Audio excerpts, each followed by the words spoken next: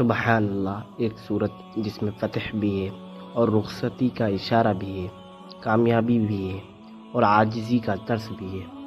کامیابی سب کو اچھی لگتی ہے، لیکن کیا آپ جانتے ہیں قرآن کیا کہتا ہے؟ کامیابی کے وقت سب سے زیادہ رونا چاہیے، کیونکہ وہ وقت امتحان کا ہوتا ہے۔ السلام علیکم ورحمۃ اللہ وبرکاتہ۔ آج ہم بات کریں گے قرآن کریم کی ایک مختصر مگر بہت عظیم صورت کے بارے میں، وہ ہے سورہ نصر۔ یہ صورت اس وقت نازل ہوئی جب اسلام کو عظیم فتح نصیب ہوئی۔ فتح مکہ وہ وقت جس کا انتظار برسوں سے تھا۔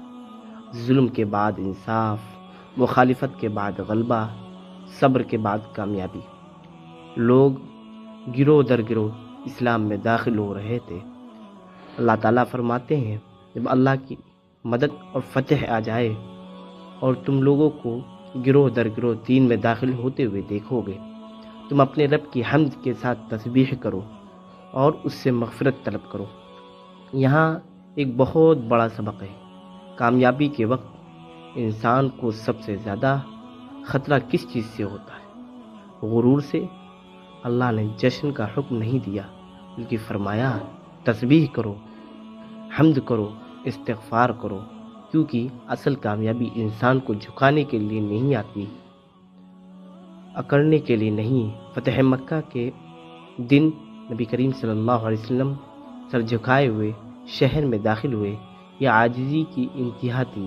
آج کے دور کا پیغام یہ ہے کہ آپ کا کاروبار کامیاب ہو جائے، جب امتحان میں کامیابی ملے، جب شہرت مل جائے، جب لوگ آپ کی تعریفیں کریں، تو فوراً سوچیں یہ میری قابلیت نہیں تھی، یہ اللہ کی مدد تھی۔ اور کامیابی کے بعد سب سے خوبصورت عمل کیا ہے؟